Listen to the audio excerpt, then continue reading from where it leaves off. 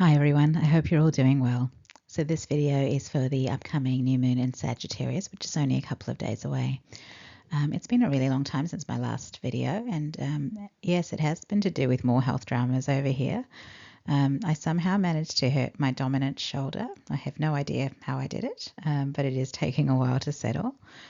And I swear we just seem to take turns having issues, This ridiculous run of health dramas sort of started in November last year, and so I just keep thinking about the phrase, this too shall pass, and I'm waiting patiently for it to pass. It has to pass at some point, right?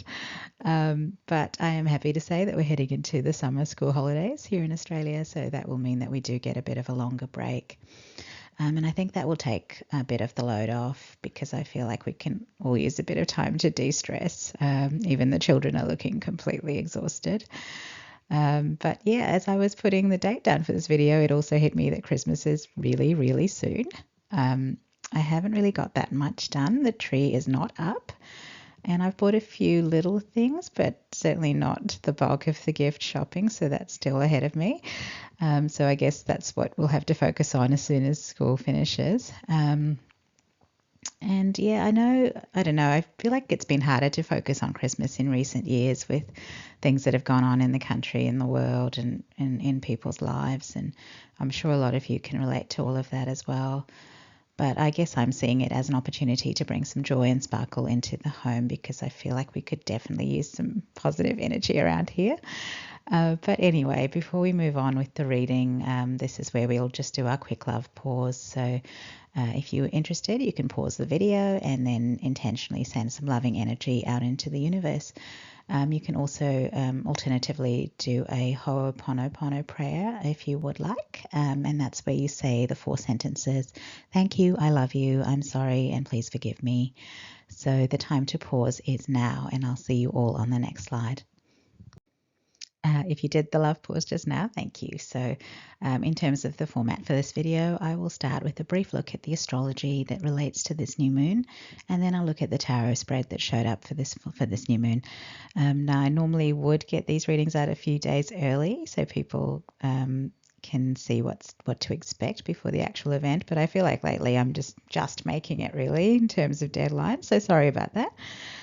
Now, in terms of the video, if you're more of a tarot person, you can skip the astrology section because the video is quite long because I'm doing both. I personally find the astrology and the tarot do tend to connect with each other, but don't feel you have to listen to the astrology part if you're not interested in that. There are timestamps in the description box for each section, so you can just flick through to the tarot section if you want. And here we have our new moon chart. Highlighted in purple are the sun and the moon, and they're always conjunct at a new moon. So here they are at 9 degrees of Sagittarius. In terms of aspects to this new moon, we have a trine to Mars in Leo, which is highlighted in red at about 5 o'clock on this chart, and a square to Saturn in Pisces, which is highlighted in grey at about 9:30 on this chart. So Mars is the planet that represents our masculine energy. So this trine being in fire signs, it's definitely a good, dynamic. It's about taking action with passion.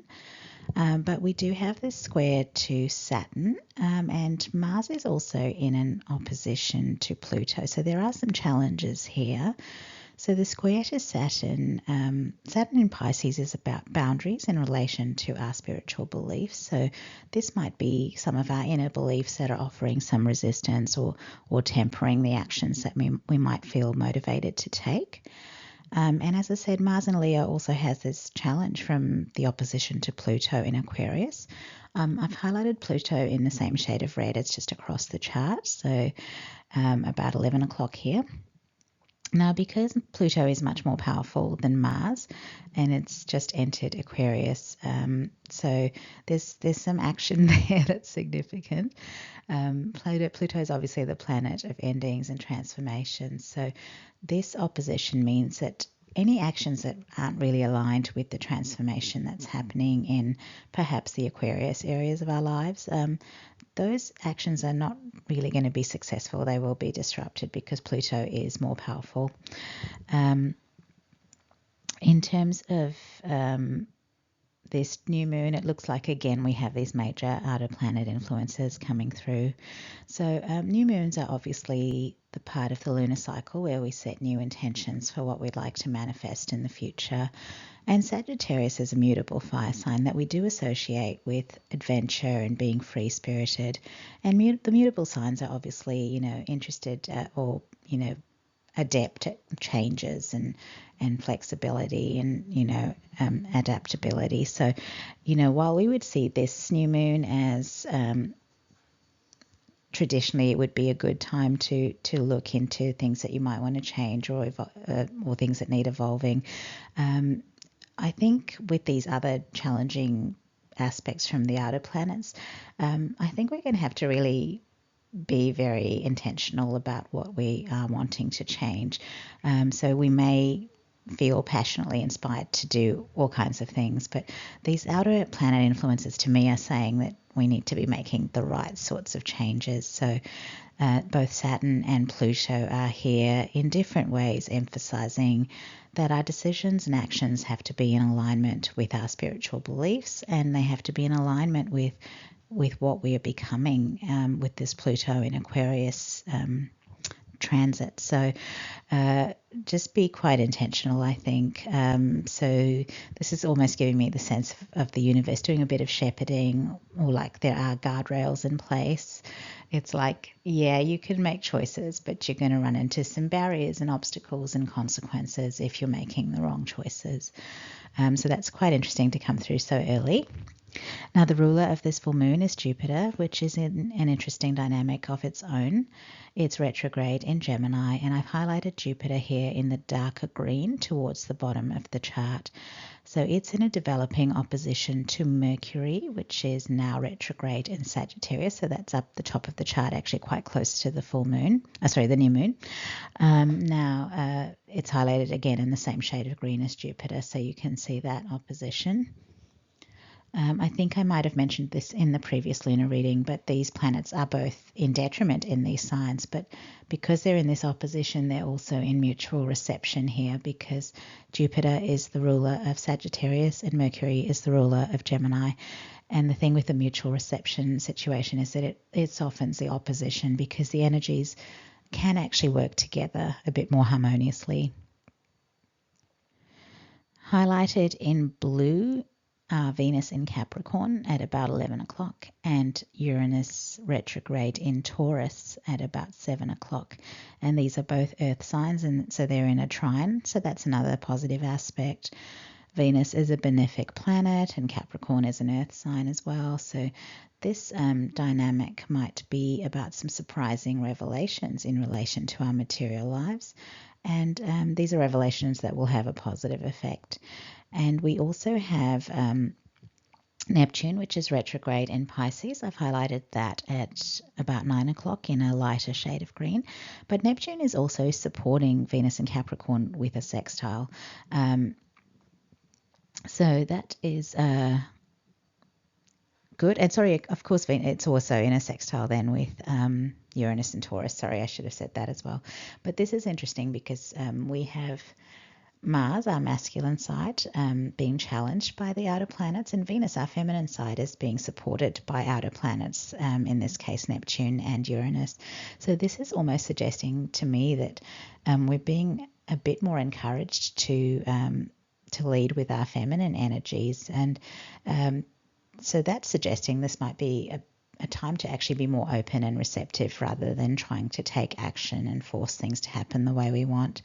So that's saying, whatever is going on, maybe instead of feeling like you have to do something to fix the situation or change the situation, maybe just try more to relax and wait and see what might happen, because there might be some good things that will come through, and that's because of this nice benefic Venus and Capricorn with these lovely outer planets support. So just maybe, if you can, resist the urge to feel like you have to sort the problem out yourself, and maybe just like sort of settle back and see what happens, see how things unfold. The nodal axis here is highlighted in yellow, and there's a trine between the North Node in Aries and Mars in Leo. And of course, then there is a sextile to the South Node from the Mars in Leo.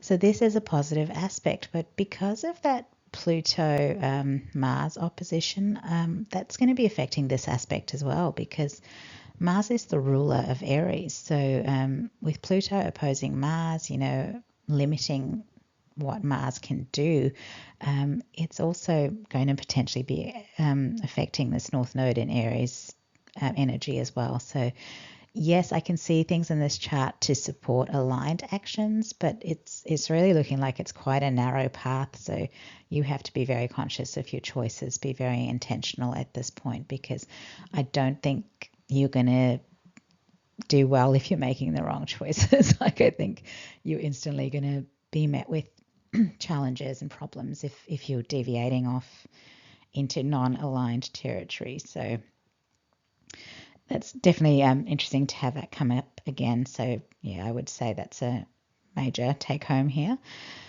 And we still have, I alluded to it with the Neptune Uranus, but Neptune Uranus and Pluto are still here in that sort of minor grand trine sort of aspect, which I do think of as a bit of a divine interplay. They're all planets that affect the collective, basically, and they're all powerful planets.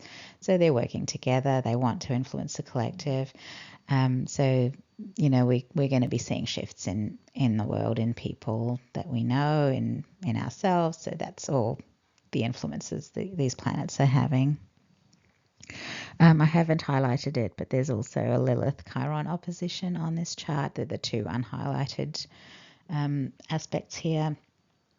So that could mean that there is some deep, intense healing that might also take place in this period. But this is all that I'm seeing, and I guess the main thing that I'm going to say is, lean into more receptivity. If you are taking action, make sure it's exactly in alignment with what your soul believes is the right path for you. So that is all I'm going to say here. And here we are with the tarot spread that showed up for this new moon. So I normally do start by getting the oracle cards out first, and then I let that sort of guide me to the tarot cards. But this time I just wanted to use this tarot deck. So there's a reason for that. I'm a Sagittarius rising, and I've always seen this as my Sagittarius deck because it's very colourful, very multicultural, and it makes me think of someone who travels the world and has a blast experiencing different places and cultures. So anyway, this is my Sagittarius deck, and I felt like I needed to use it for this reading. So on this occasion, I pulled the tarot cards first, and then I let them guide me to the oracle decks that I was going to use. So the process was basically just flipped around to what I normally do. Now, I don't actually think that matters that much, because I think Spirit is always just going to give me the cards that I'm meant to get. So if you are interested in these decks that I've got here, they will all be listed in the description box, so you can check them out. Now, the card at the bottom of the deck here is the Five of Wands, and immediately behind that was the Hanged Man. So I took both. So the Five of Wands is about conflict and competition, and that energy actually came up in the last reading I did. So I'm thinking of that reading straight away. Maybe that reading is going to be relevant for someone who's watching this video. But anyway, as I said in that reading, the Five of Wands, I tend to keep an open mind normally, because I don't always see it as a bad card. You can have healthy competition where someone doing well can inspire others to do better themselves. And I'm thinking of like my children's classmates, like they've got a group of friends, and one child did very well academically last year, and since then the others have all tried to, get that same degree of results. So that to me is healthy competition. It's just like, oh, maybe I could try that as well. So that's nice. But because we had that other reading pop into my head right at the start, I'm feeling like this is not the healthy competition kind of energy. I feel like this is more that toxic energy again. And the fact that it's come up in two readings, maybe that is something that's happening in the collective right now. So we're talking about competition and conflict that really stems from jealousy or insecurity. So unfortunately, that's what we're starting with. But we'll see how we go with this. So If it's happening in the collective, maybe this is just because there are some people out there who are doing a little better than others and other people who aren't too happy about it. The Hanged Man did come up with this card, and so that's significant because the Hanged Man is the more powerful energy. It's a major arcana card.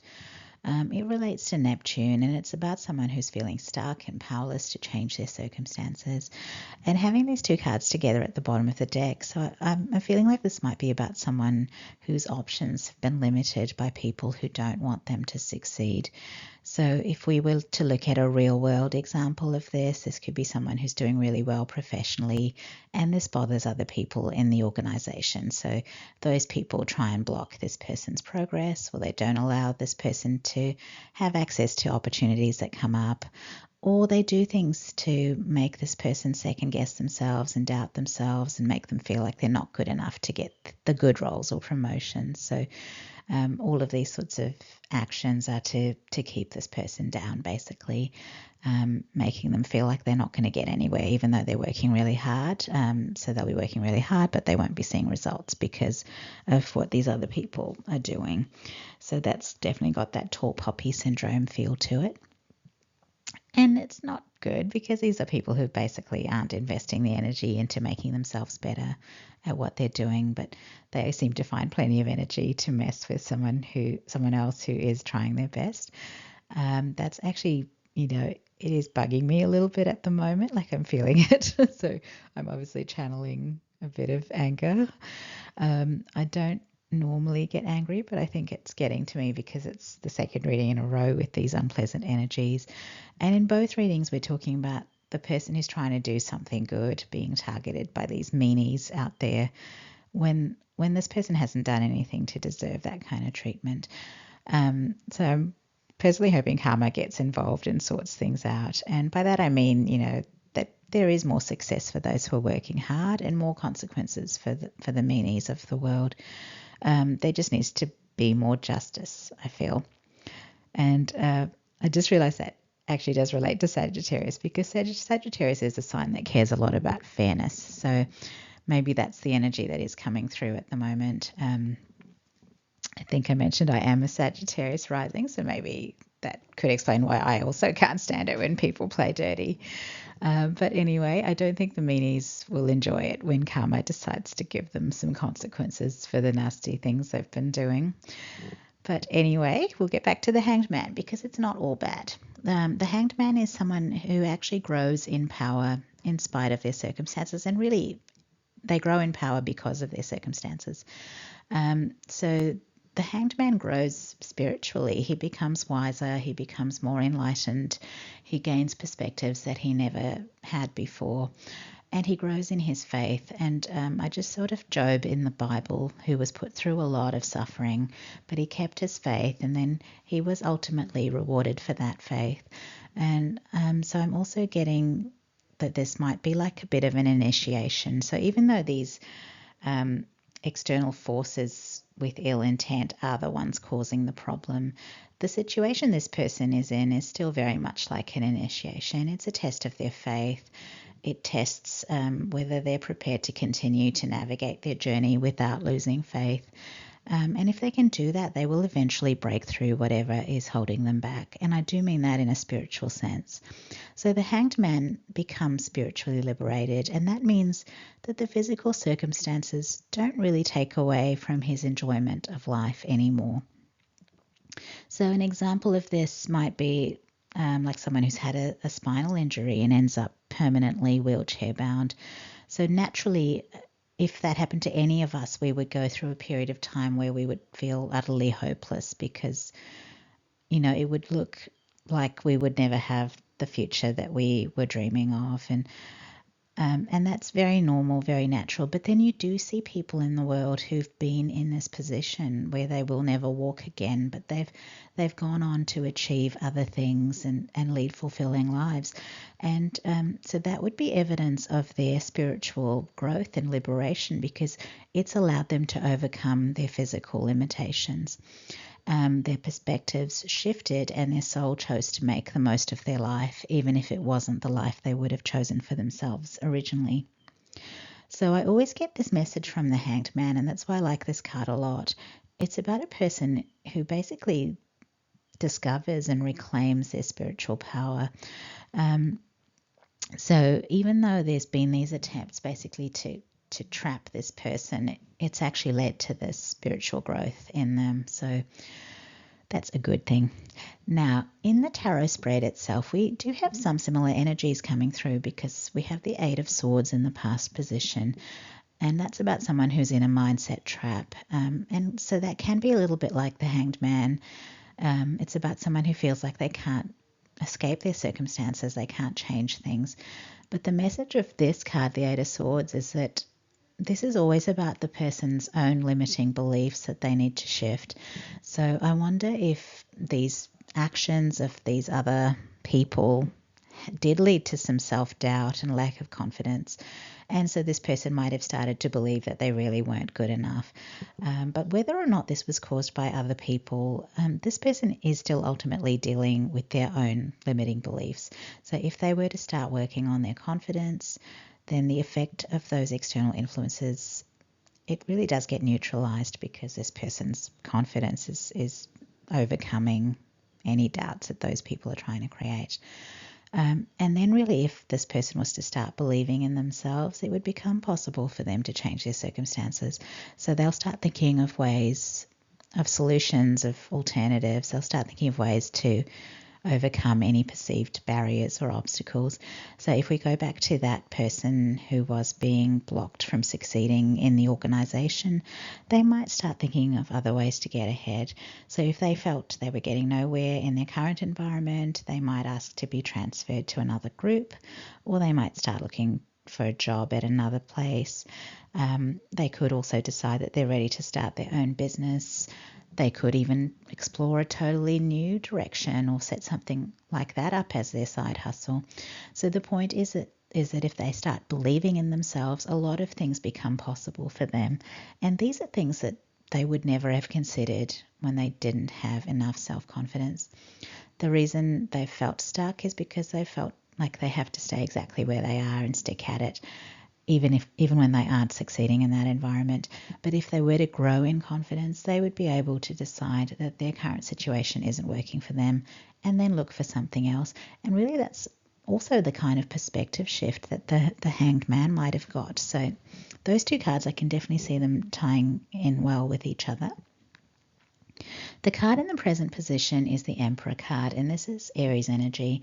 This is the energy of the divine masculine, and it's a very confident energy. So this card being here in the present position tells me that this person has definitely done the work to overcome those limiting beliefs that they had before. Now, the Emperor is also someone who does things their way. So they're not someone who works for other people. They basically work to achieve what they want. So if we go back to that hypothetical person in the toxic work environment, this card would be saying that they actually do leave that job and they start their own business where they are the boss and they decide how far they will go. So that's a really powerful energy to be in as a present energy. So well done. And it's also making me think about how the North Node is finishing up in the sign of Aries now. So we might, as a collective, have been doing this, so shifting away from putting all our energy into meeting other people's requirements and pleasing and placating other people, to having the confidence to actually create the life we want, where we can operate on our terms. So this could be resonating for a lot of people out there because we've had this North Node in Aries affecting us collectively. And I'm seeing this as all pretty wonderful because if you've done the work to overcome limiting beliefs that are holding you back, then, you know, you're now free to move forward in whatever way suits you that's going to make you happy. Now, if anyone was trying to block another person's progress, once that person has entered this Emperor energy, they really will have no power to do that or have very limited power to do that. So if we go back to this example that we've been using, you know, those people as meanies might feel like, yay, we won because we forced this person to leave this organization. But in reality, this person now has the ability to succeed because those other people can't influence their progress anymore. So, you know, and I just had this thing pop into my imagination, but say this person goes off and starts a rival business and it becomes so successful that it actually makes the old business fall in its market share, or maybe it becomes so successful that it ends up buying out the old business one day, and then it's like the meanies will end up working for this emperor person. And that was just something I imagined, but wouldn't that be great karma? But the point is that, these people who have been trying to keep this person down, they can't really do that when they're off doing their own thing and operating on their own terms. So that's good. Now I'm also liking the way this emperor is shown in this card. He looks like he's sitting there and he has a plan. And that's also coming through as the other big advantage here, because if we're talking about someone who's decided to go their own way, it's actually hard for other people to mess with them because they won't even really know what this person is planning. So that is coming through as a really big advantage. And I just had keep of guessing pop up in my head. So I feel like the energy of discretion is important here. I've always kind of said that other people don't need to know everything about you, and that's what I'm feeling here as well. So if this is about making a new plan for the future, I feel like you should just keep your plans to yourself until you've accomplished what you're trying to achieve. And of course, it doesn't just have to be the one plan. You could have a few balls in the air and, start doing a few different things if you want. But as much as possible, keep it all under wraps. I mean, why not? Excuse me. Now, the last card here is the Queen of Swords, and I do like this because the Queen of Swords is very switched on, very intelligent, very discerning. She has strong boundaries and she doesn't take crap, so I like it a lot. So with the energies that came up with the Emperor card, I just got keeping your own counsel pop into my head, and I don't think those are words I've ever used before, but I did get that. So Spirit is saying keep your cards very close to your chest. Don't tell nobody nothing, is the message that's coming through strongly here. If you want to succeed, don't share your plans, just get on with making things happen. And other people will see the finished result, and if they're the envious types, they can stew about it at that point. And to be honest, even if you think you can trust certain people, you can only really guarantee that something will stay a secret if you don't tell anyone. So it looks to me like this reading is really not in favor of trusting other people with what you're working on or how you're going with those things. It's actually really saying the opposite. Don't trust people right now. So if this reading is resonating for you, don't trust people right now. And I know from a while ago when I was looking into evil eye, as a topic, that it often is the people that are close to you that can do the most harm. So it's not the people you think of as enemies, because obviously if you knew someone didn't like you, you wouldn't be sharing anything substantial with them. But with the people you like and you trust, they have a lot of access to information because you naturally share your thoughts and feelings with them, you share your ideas with them, you share your successes with them. And because we've got this Five of Wands energy at the bottom of the deck, maybe it is the people you think that are all right that are secretly feeling envious or wanting to compete with you. And that's a bit sad because you would hope that these people who you would see as your people would be happy for you if things were going really well. But unfortunately, that often isn't the case. In my experience, people who can be happy for you are usually the people who are happy and fulfilled in their own lives. So they, they've got no reason to be envious because they are already happy with where they are. So I feel this reading is saying keep things under wraps for now. The Queen of Swords, I should say, is also a card I associate with the Justice card. In fact, I sort of see her as Libra energy for that reason. So the idea of fairness did come up earlier, and the Queen of Swords is really not someone who will tolerate unfairness. If she doesn't like something, she'll cut it out of her life. So I do like that here as well. So this is the energy where you can see that something isn't right or someone isn't behaving right, and you will quickly decide that you're done with that energy and you're not going to engage with it anymore. So that's coming through, and maybe that's one of the ways that justice will play out in the future. So it will be about you deciding what is and isn't a good thing for you, and so you're deciding which experiences you're liking and which people you're liking, and you're letting go of the experiences and people that you don't feel good about. And if we're talking about friends and family with that Five of Wands, maybe you'll see that it is unfair because perhaps you've always been supportive and encouraged others and been happy for them when they've succeeded. And now you're finding that that's not being reciprocated when it's you that's working on something and getting good results. So you're going to start to see that that is unfair. And the Queen of Swords in you is going to say, why am I putting up with this? Now, the oracle cards that were pulled are a bit of a mixed bag. We do start with dynamism, which definitely makes me think of the Emperor energy. And this card with the eagle on it also makes me think of the Queen of Swords. The eagle energy makes me think about having keen eyesight, being able to see things very clearly and being able to focus in on exactly what you're looking for. So the Queen of Swords is a lot like that. She's very perceptive. And we have this eagle here, this bird, that is able to spot exactly what it wants and tune out every other distraction. So definitely those last two tarot cards do fit with this eagle energy very well. This card has it mentions the bright star Vega. So this might be saying that this is about someone who is meant to shine brightly and be a star. But I also did get a starseed feel from this, so this might be something that you resonate with, the starseed kind of, what's the word? Starseed origins, I guess. Now, I do think starseed was also supported by the second oracle card, which is titled Universal Merkaba. And I say that because we do have the words a sacred purpose in the description. So this could well be talking about a starseed light worker. Now, the other key phrases here are you have the answer and lucid dreaming. Now, the Merkaba makes me think of astral travel. So this is definitely making me think of someone who can access other realms. Now, I've not heard of the universal Merkaba, but it's making me think of someone with a very strong crown chakra, and this allows them to reach further and experience other realities and timelines.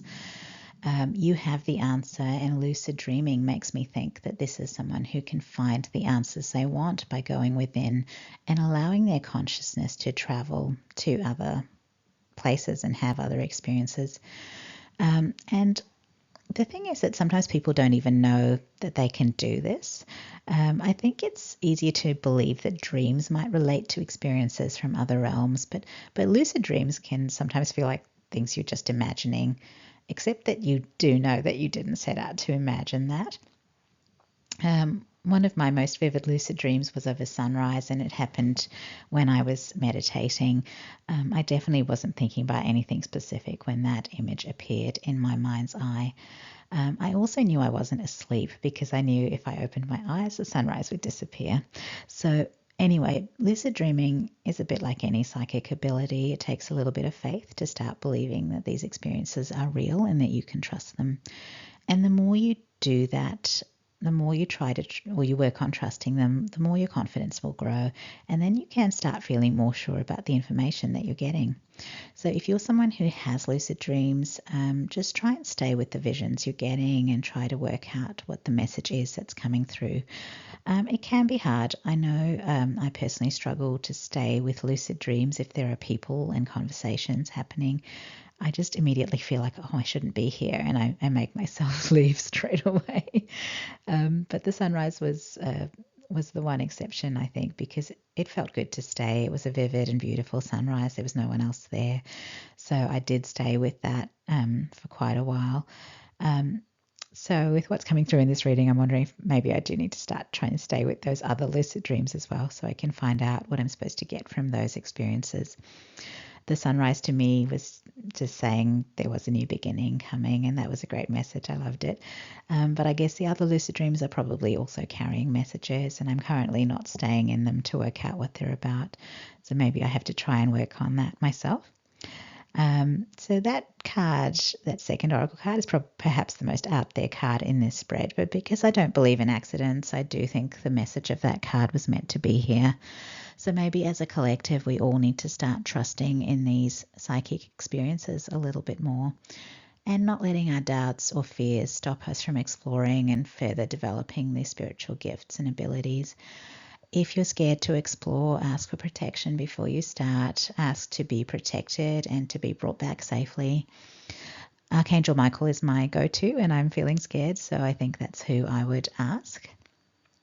Now, the other noticeable thing with these first two oracle cards is the numbers. We have a number 43 and a number 34. These are mirror numbers. I feel like I interpret mirror numbers very subjectively, but on this occasion, I really am feeling that they relate to the Emperor and Empress energies, and so I'm actually thinking about the yin-yang symbol. I'm also thinking about the astrology where Mars and Venus were being affected quite differently. So if you didn't watch the astrology section, you might want to check it out. But the 43 and 34 is making me think about how sometimes it's the masculine energy that needs to be the dominant energy, and sometimes it's actually the feminine energy. In terms of the cards they're relating to, the 4 before 3 means the Emperor is leading, and that's the card we had about seeing things clearly and focusing on what we want. So maybe that's where the masculine energy needs to be, just focusing on what they want, getting clear on what they're seeing.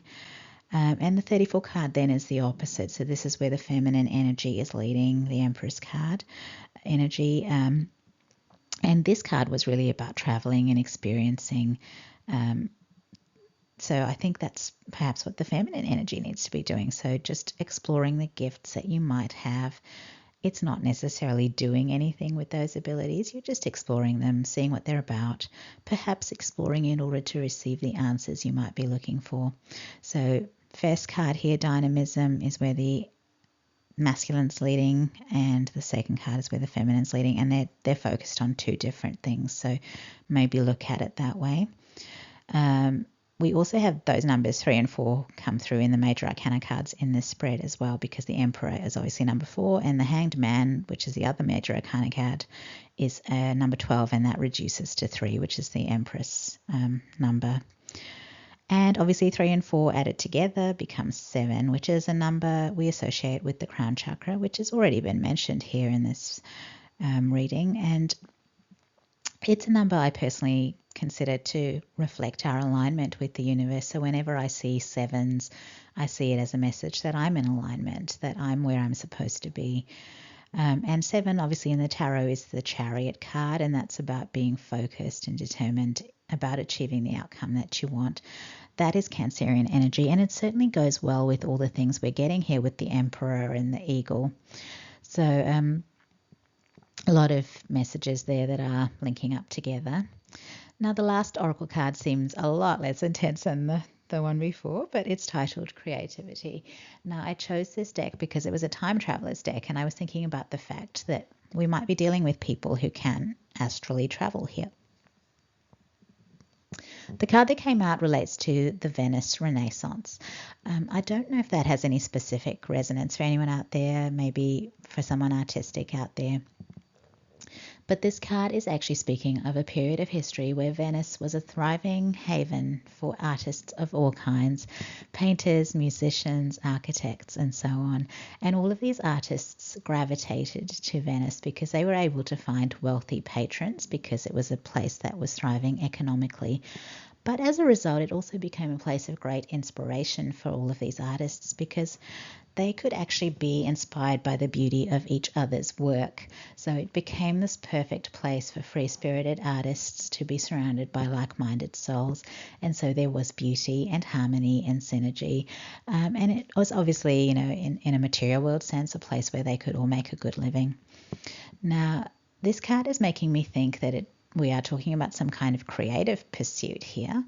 So it's interesting, though, that it's slightly different message to the tarot cards. The tarot cards were suggesting this pursuit needs to be worked on in private. And the oracle card here is bringing through messages of artists inspiring each other. So they're almost opposite energies to the competitive rivalry energies that we had of the Five of Wands.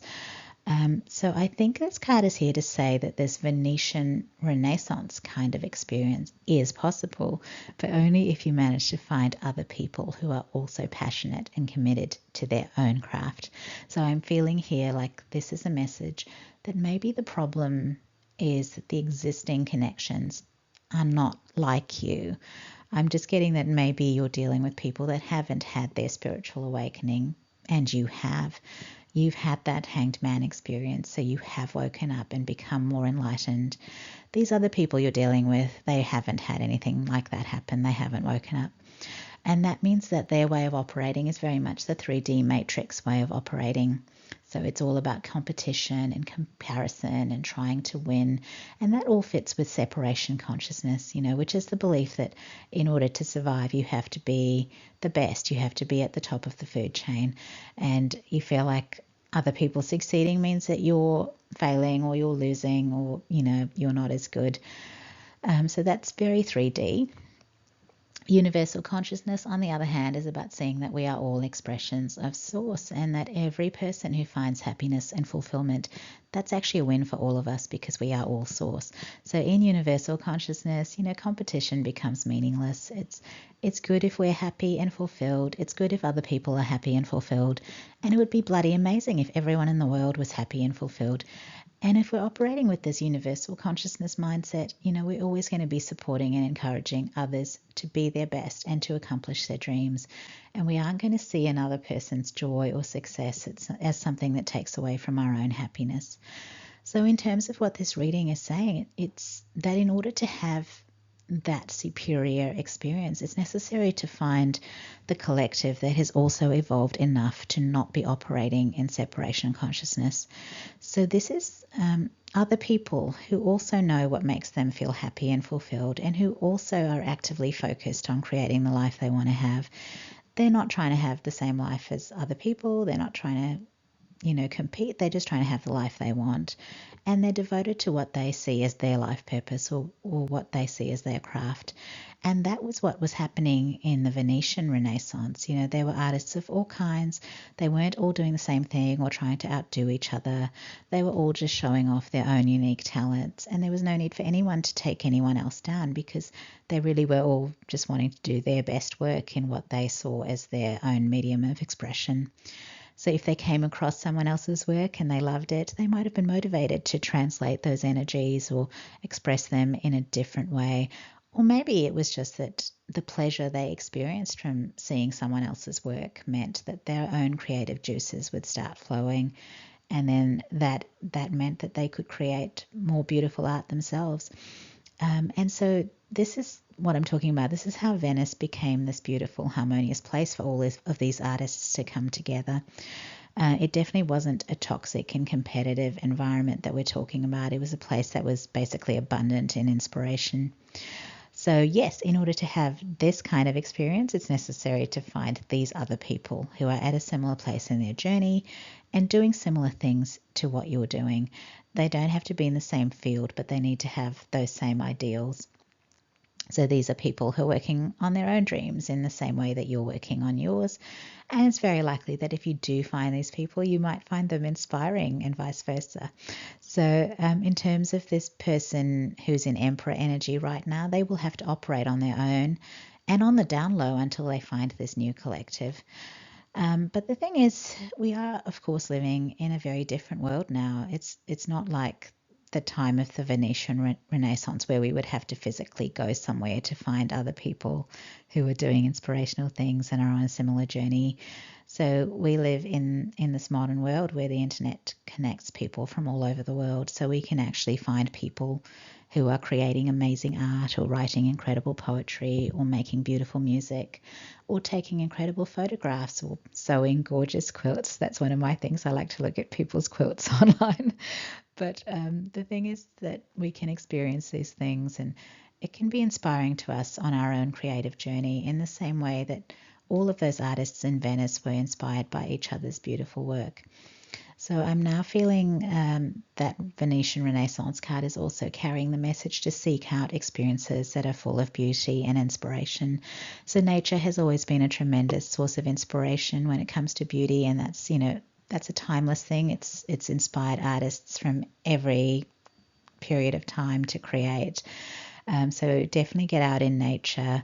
And of course, just like in Venice, we are also always inspired by other people's creations. So if this is you and you're working on something creative, you should definitely look for those experiences that are going to inspire you more and get your creative juices flowing. And in fact, to go quite broadly and see things from all sorts of, fields, that's probably going to be really good for you. And it's probably going to be better for you and better for your process than if you were to, say, spend time just checking out what other people are doing in your own field. And I feel like in some ways that ties back into the Five of Wands, because it's when you're looking at people who are doing the same thing as you that you might start comparing yourself to them. And that's really what leads people to get into that Five of Wands energy in the first place. It's like, oh, they're doing better than me, or, oh, I wish I could do that, and I wish I could be as good as them. Like, that's when you start getting into comparisons and competition. So maybe if you truly want to be creating your best work, just, it's okay to notice what other people are doing, but don't really, hone in on that. If you want inspiration, then, go look for it in other places, I think. And I think I'm done, but that was quite an unusual reading, I guess. There's lots of different things that were coming into the message, but I guess main thing is to focus on what you want to achieve, do your best to achieve it, do your best to do well at it. Forget about other people for now. So get inspired to create and go with that. And thinking back to astrology, the message really was coming through there that you should only be taking action on the things that are aligning for you spiritually, and that there would be consequences for doing the wrong thing. So even if if you're trying to make changes to be more like someone else, maybe that's the wrong thing. Like, I could change my tarot process to mimic someone else who does tarot readings, and I could do that, but that wouldn't be the spiritually aligned decision, would it? So I stick to what I do, the way I do things, because that's what works for me. That's what feels right to me. So it's a bit like that. So, you might not be in tarot, but, you might be in some other industry where there's other people who are doing way better than you. But I'm also feeling here, that the actions you make, the choices you make, just make sure they're aligned with who you are and what you're trying to create, rather than trying to copy other people, because that's not your truth, is it? Like, that's not alignment for you. Sorry, I'm starting to ramble. But anyway, if you feel like your energy is going the wrong way, just pull it back and direct it to what you want to accomplish and how you want to accomplish it. And obviously open yourself up to experiences that might inspire you on your creative journey, is what I'm getting. So those are good messages. I hope they help you. So here we are, last slide. So we are at the end of this video. As I mentioned in the tarot section, the decks that I've used today are listed in the description box. Some of these decks will have Amazon links next to them. If you click on those links, they will take you to the Amazon site that is appropriate for where you live. If you were to purchase a deck after using the link I've shared, I could qualify for a small commission, and that is not going to affect the price you pay or any of the shipping deals that you would normally be entitled to. Now, the only other thing is that the link is only active for 24 hours unless the item is added to your cart. So if you're thinking about using my link to purchase a deck, just add the deck to your cart while you're considering it. And if you do decide you don't want the deck, you can always remove it from your cart later.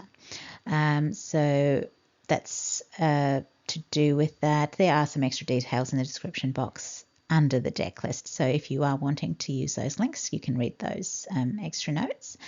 Now, if you find yourself watching any of my older videos, I've also updated them, so you will be able to find the list of decks and links in the description boxes for those videos as well. Now, if you're still here after all that, thank you for sticking around and watching this video. If you have enjoyed this video and you would like to support my work, please give the video a like, leave a comment, or subscribe to the channel. If you're interested in supporting me on Facebook, that little thumbnail image on the right shows you what my blog page looks like. And a big thank you to everyone who is already subscribed. It's really lovely to have your support as I try to grow this channel. And that's it, everyone. I hope that I will see you all at another reading.